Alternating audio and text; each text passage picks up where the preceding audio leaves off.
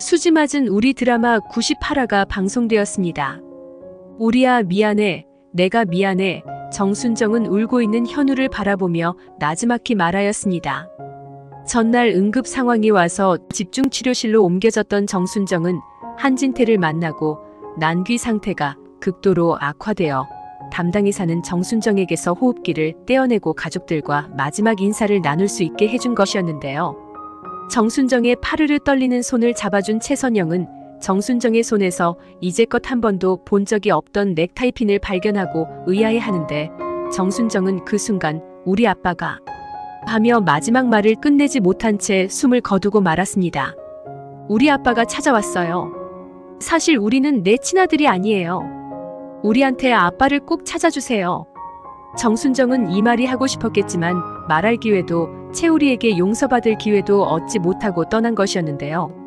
그 순간을 또렷이 기억하고 있던 최선영은 정순정이 채우리의 친모가 아닌 것을 알게 되자 정순정이 마지막에 남긴 말이 무슨 뜻이었는지 이제야 알게 되었습니다. 최선영은 수경이를 찾는 과정에서도 그렇고 김마리에게 채우리와의 유전자 검사를 하는 과정에서도 그렇고 눈치 없고 답답한 캐릭터로 일관해 왔었는데요. 시청자분들의 원성을 의식해서인지 작가님은 이제야 최선영을 전면에 내세워 채우리의 친모를 찾아주는 비중 있는 역할을 주었지만 역시나 최선영은 일반 상식으로는 이해할 수 없는 이상한 생각을 가진 인물로 그려져 답답함을 자아냈습니다. 최선영은 채우리에게 친엄마를 찾아줘야겠다는 결심을 하고 정순정이 왜 자기 자식도 아닌 채우리와 같이 살게 되었는지 알아보기 위해 정순정을 이제껏 조사하고 다닌 김마리를 찾아갔었는데요. 김마리가 전송해준 김우리의 어릴 적 사진이 지금의 채우리가 아니었다고 하면서 김우리와 채우리는 다른 아이라고 말하였습니다. 최선영은 채우리의 어릴 적 사진을 가져와서 김마리에게 보여주려 했지만 아들의 허락 없이 아들 물건을 가지고 나올 수가 없었다고 말하여 핵폭탄급 고구마를 투척하였는데요.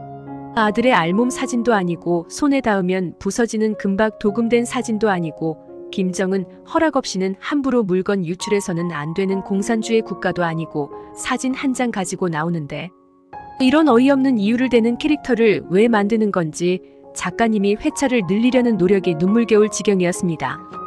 이 정도면 우스개로 최선영은 채우리의 방청소도 허락을 받고 하는 수준이 아닌가 의심스러운 상황인데요. 이럴수록 최선영이 채우리에게 지는 마음의 빚이 늘어난다는 것을 왜 모르시는지 그냥 한진태가 현우를 찾아놓고도 진나영과 짜고 방해를 해서 김마리가 현우와의 생이별이 길어졌다는 스토리만 강조를 하면 된다고 여기시는 건지 최선영이 2중 3중으로 채우리의 앞을 막는 모습이 안타까웠습니다. 김마리는 김우리가 채우리가 아니었다는 것에 놀랐고 장영사로부터 정순정의 사촌 오빠가 찾아다닌다는 아이가 아마도 그 아이였을 것이라고 말하자 최선영은 정순정은 일가 친척 하나 없는 사람이었는데 사촌 오빠가 있었다는 것에 수상함을 느끼게 되었습니다. 솔직히 정순정은 자기 자식이 아닌 채우리를 데리고도 자기 자식인 것처럼 말하고 살았는데 일가 친척이 하나 없다는 말도 어쩌면 거짓말이 아닐까 싶은 생각이 들어서 최선영은 장영사에게 직접 물어보기로 하고 김마리에게 연락처를 받아냈습니다. 여기서 또 대박인 장면은 최선영이 정순정의 사촌 오빠 전화번호를 받아 적고 있음에도 그 번호가 한진태의 번호라는 것을 즉각 인지하지 못하고 있다가 전화를 걸어보고 나서야 뒤늦게 알게 되었다는 것인데요. 수십 년간 마당집을 안식처로 여기고 자주 왕래한 한진태와 전화통화도 자주 한 최선영이 전번을 몰라본 것이 이해가 안 되고 한 가지 더 의문스러운 것은 장영사가 한진태의 전번까지 입수했으면서도 한 번도 한진태에게 전화를 한 적이 없었다는 걸 짐작할 수 있는 대목이라 장영사답지 않았다는 점입니다. 그간 현우 찾는 일에 모든 실마리를 던져준 것은 장영사였는데요. 김마리가 현우 수사를 종결하자고 했지만 끊임없이 정순정에 대해 관심을 가진 사람들이 나타나는데 장영사는 이대로 뒷짐지고 있을 것인지 장영사의 역할도 애매모호하게 설정되어 있어서 아쉬움이 남습니다. 최선영은 정순정의 사촌 오빠만 만나면 김우리의 행방도 알 수 있고 채우리가 어떻게 정순정의 손에 살아왔는지 알게 될 것이라고 희망에 부풀어 있었는데 휴대폰에 뜨는 번호가 한진태의 번호인 것을 알고 놀랍니다. 원장님이 순정씨 사촌 오빠라고. 설마 그럴 리가. 순정씨가 원장님과 무슨 관련이 있다고. 최선영은 일단 전화를 걸어보는데 갑자기 마당집에 들어선 한진태가 최선영의 전화를 받고 들어오자 당황합니다. 원장님이 저희 집에는 무슨 일로 오셨어요? 최선영이 묻자 한진태는 웃으며 아니 그러시는 선영 씨는 제게 무슨 일로 전화를 하셨습니까? 살다 보니 어떻게 이런 우연도 있네요. 최선영은 네, 뭐 좀 여쭤볼 일이 있어서 전화를 드린 거예요. 원장님은 제게 무슨 하실 말씀이시라도 있으신지. 최선영의 말에 한진태는 네, 저희 집사람 일 도와주신 거 감사 인사드리러 왔습니다. 선영 씨 덕분에 집사람이 아주 많이 좋아졌어요. 최선영은 이사장님이 좋아지셨다고요? 지난번 검사 결과가 안 좋게 나와서 많이 힘들어하신 걸로 알고 있는데 그래서 오늘 잠깐 댁에 가서 만나 뵙고 왔어요. 이사장님이 애써 마음을 억누르시는 게 보였어요. 하자 한진태는 저희 집에 다녀가셨다고요? 무슨 일로 오셨길래? 저희 집사람은 이제 아들을 찾지 않기로 했거든요. 지난번 검사에서 충격을 좀 받긴 했겠지만 사실은 사실대로 받아들여야 하니까 더 이상 헛된 일에 시간을 쓰지 않기로 결심한 모양입니다. 최선영은 아드님을 더 이상 찾지 않기로 하셨다고요? 한진태는 네, 혹시나 검사에 오류가 있었던 것은 아닐까 해서 재검사를 해보자고도 했지만 단호하게 거절을 했어요. 그러니 제가 별 수 있겠습니까? 어차피 재검사를 해봐야 또 상처를 입을 게 분명한데 제 처가 원하는 대로 해야지요. 지금은 전처럼 일상생활을 잘하고 있어요. 그래서 전 혹시나 선영 씨가 이번 일로 저희 집사람에게 미안한 마음을 가지고 계신 것은 아닐까 해서 괜히 제가 나서서 검사를 하자고 해서 선영 씨와 집사람 그리고 최 선생까지 불편을 준 것은 아닌가 해서 죄송한 마음에 들렀습니다. 최선영은 아니에요. 분명히 알 건 알아야지요. 오히려 제가 더 감사한걸요. 이번 일로 제 아들에 대해 깊이 생각해 볼 수 있는 시간이 됐어요. 하자 한진태는 최 선생에게 무슨 일이라도 있나요? 라고 묻자 최선영은 아직 이사장님께 말씀 못 들으신 모양이군요. 사실 제 아들이 제가 알던 아들이 아니었어요. 원장님도 아시겠지만 제 아들 우리가 제가 해들 요양병원에 입원했을 당시 환우의 아들인 줄 알고 살았는데 그게 아니었다는 걸 알게 됐거든요. 한진태는 그게 무슨 말씀이신지. 최 선생이 그 환우의 아들이 아니었다고요? 한진태는 이미 채우리가 정순정의 아들이 아니고 현우란 것을 알고 있으면서 애써 모른 척 물었습니다. 그럼 최 선생의 부모님이 누구라는 말입니까? 하고 한진태가 묻자 글쎄요. 그건 저도 모르겠어요. 이사장님께서 우리 친엄마와 함께 찍은 우리 사진을 보내줬었는데 제 아들 우리가 아니었어요. 이사장님이 아니었다면 영영 모르고 지나갈 뻔했지 뭐예요. 최선영의 말에 한진태는 그럼 선영 씨는 이제 어떻게 하실 생각이십니까? 최 선생 부모를 찾아 나설 생각이신가요? 최 선생도 이 사실을 알고 있나요? 하자 최선영은 그럼요. 우리도 엄마가 친엄마가 아니란 사실을 알고 얼마나 힘들어하고 있는데요. 제가 할 수만 있다면 친엄마를 찾아줘야 하지 않나 싶어요. 한진태는 정말 놀라운 사실이네요. 하지만 최 선생이 친엄마 찾기를 원하고 있나요? 이렇게 선영 씨가 최 선생 어머니로 살고 계신데 최선영은 제가 파양했어요. 그러니 요즘 제 마음이 더 아파요. 이럴 때 친엄마가 계시면 얼마나 좋을까 하는 생각이 들거든요. 한진태는 최 선생을 파양했다고요? 그렇다면 친엄마에 대한 그리움이 더 커질 수 있겠군요. 한진태는 겉으로는 그렇게 말해도 속으로는 채우리가 친엄마를 찾아 나설까봐 불안해 죽을 지경인데요. 최선영은 정순정의 얘기를 남에게 하듯이 하는 한진태가 이상하게 생각이 들어 물어봅니다. 분명 자신이 해들 요양병원에 입원해 있을 때 정순정이 죽던 날 병실에 찾아와 자신의 안부도 묻고 옆 침상에 정순정의 안부도 묻던 한진태였는데 정순정의 사촌오빠라면 왜 몰라봤을까 의문이 들었는데요. 제가 요양병원에 있을 때 원장님께서 찾아오신 적이 있었죠? 그때 저와 한 병실을 쓰던 우리 친엄마가 바로 이 사람이에요. 하며 최선영은 김마리가 보내준 사진을 보여주는데 한진태는 이분이시군요. 그럼 이 아이가 최 선생이라는 건데 제가 봐도 최 선생 얼굴은 아닌 것 같긴 하네요. 하자 최선영은 정순정을 낯설어 하는 한진태가 수상하기만 합니다. 최선영은 혹시 이분을 모르세요? 하자 한진태는 식은땀을 흘리며 글쎄요. 전 처음 뵙는 분 같은데요. 라고 둘러댑니다. 최선영은 제가 너무 쓸데없는 질문을 드렸죠?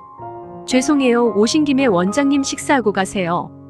원장님이 좋아하시는 게장 준비할게요. 하자 한진태는 아닙니다. 전 이만 가봐야겠어요. 하고 자리를 떴고 최선영은 장영사에게 전화를 걸어 사촌 오빠가 정순정을 찾더란 얘기는 어디서 들었는지 물어봅니다.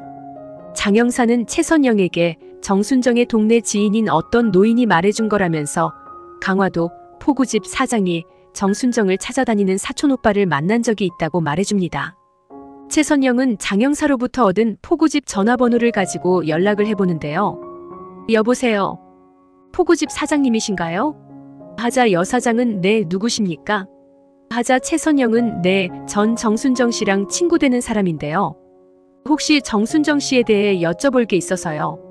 하자 여사장은 정말 별일이네. 순정이가 죽고 난 다음에 사촌이 찾아오더니 이젠 친구도 정순정을 찾네.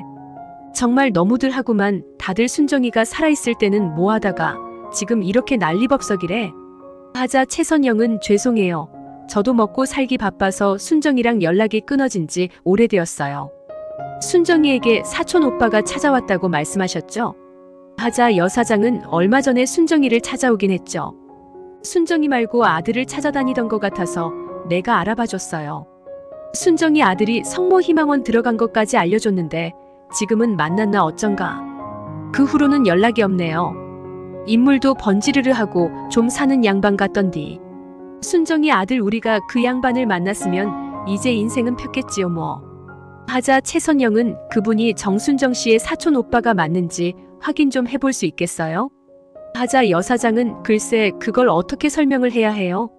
하자 최선영은 제가 보내는 사진이 그분이 맞는지만 말씀해 주시면 돼요. 하고 인터넷에서 찾은 한진태의 사진을 여사장에게 전송하는데 여사장은 맞아요. 이 사람이 순정의 사촌 오빠가 맞아요. 하자 최선영은 한진태가 엄청난 비밀을 숨기고 있다는 것을 알게 됩니다. 최선영은 김마리에게 전화를 해서 이사장님, 정순정 씨의 사촌 오빠라는 분 알아냈어요. 하자 김마리는 그래요? 그거 참 다행이에요. 일가 친척 없다고 하시더니 이제 최 선생의 부모를 찾을 수 있겠군요. 최 선생의 부모님이 정순정 씨에게 아이를 맡겼을 수도 있고 아마도 그 사촌 오빠분은 알고 계시지 않을까요? 하자 최선영은 그런데 이런 말씀 드려도 되는 건지 만나서 말씀드려야 할 것 같은데요. 저희 집에 한번 외주시겠어요? 원장님은 모르게 오셨으면 좋겠는데요. 하자 김마리는 우리 그이 모르게요? 알겠어요. 하고 마당집에 오는데 최선영은 장영사님이 정순정 씨의 사촌 오빠 전화번호를 알려줬는데 받고 보니 한 원장님의 번호였어요. 그래서 제가 장영사님께 부탁하여 사촌 오빠를 아는 분께 연락을 해봤는데 원장님의 사진을 보더니 맞다고 하시는 거예요. 이게 어떻게 된 일일까요?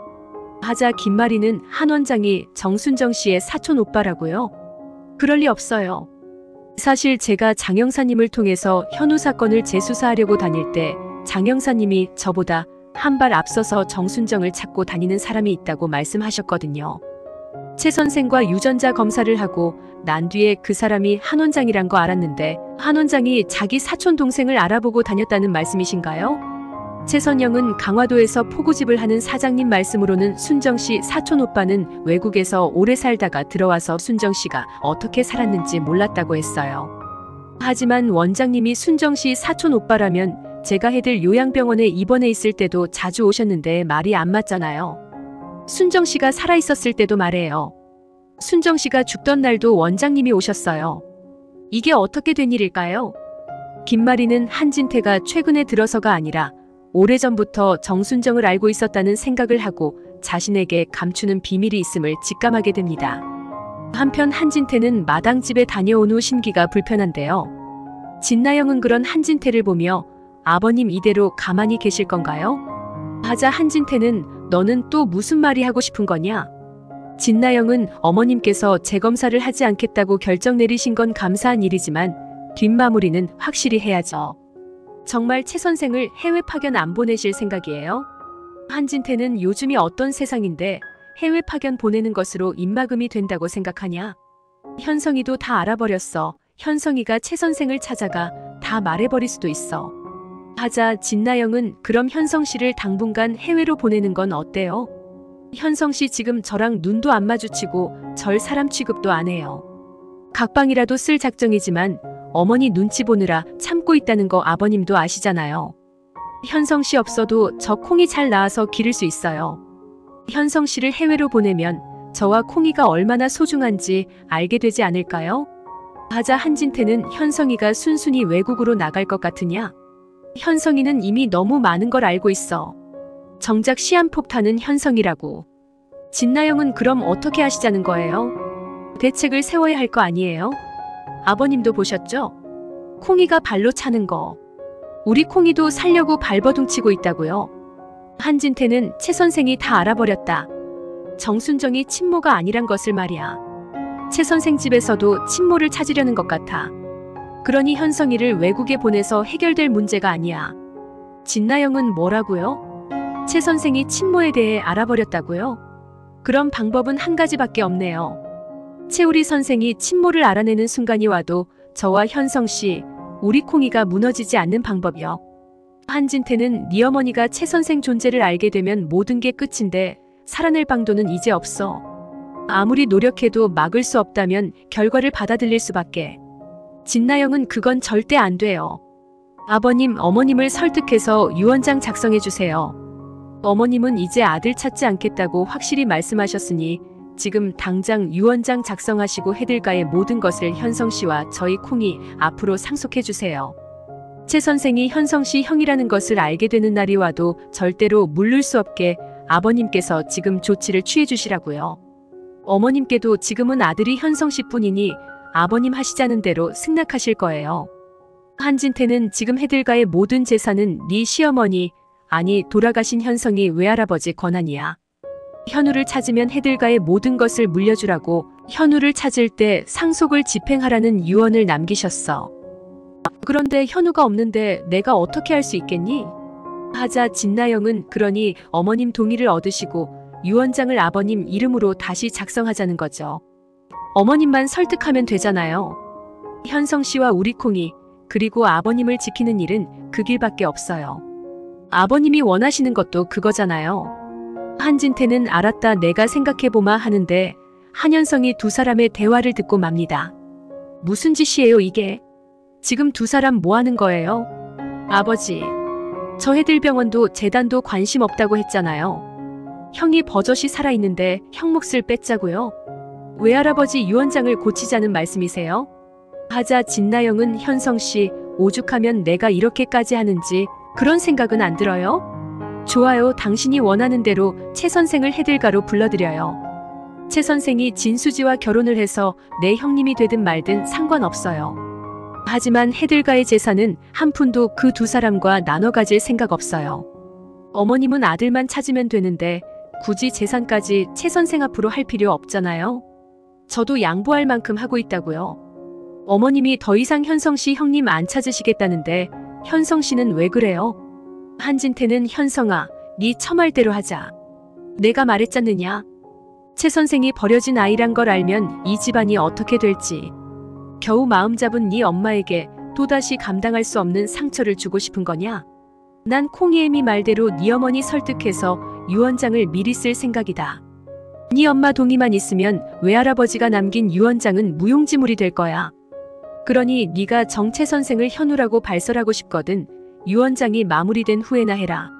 그 길이 너도 살고 네 처와 아이도 살고 채 선생도 자연스럽게 현우라고 데려올 수 있는 방법이야. 그래야 우리 모두가 다치지 않아. 한현성은 한진태와 진나영에게 배신감을 느끼지만 김마리에게 현우를 알려줄 수만 있다면 자신이 참아야 하나 갈등을 합니다. 한진태는 김마리에게 현우 찾기도 중단했는데 김영수가 남긴 유언장을 계속 집행 안 하고 둘 필요가 있냐며 물었고 자신은 해들병원도 재단도 관심 없으니 한현성과 진나영에게 현우의 상속분을 주라고 말하면서 김영수의 유언장을 두 사람 동의하에 폐기하자고 하는데요. 김마리는 현우 찾는 것을 포기했으니 그렇게 하겠다고 하는데 한현성이 들어와 한진태를 제지합니다. 어머니, 현우 형 살아있어요.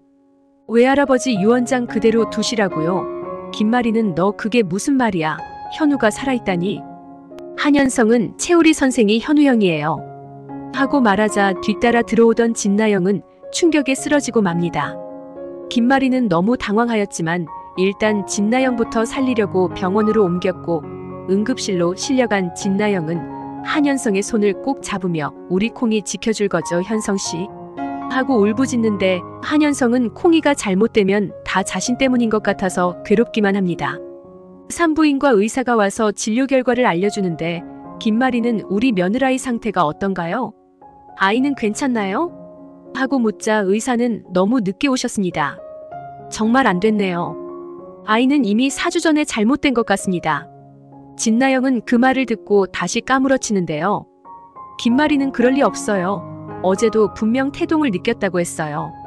그리고 산모가 이렇게 몰라보게 배가 달라졌는데 아이가 잘못되다니요. 의사는 태동이요? 아마 산모분께서 상상 태동을 느끼신 모양입니다. 너무나 간절히 원하면 간혹 그런 경우가 있습니다.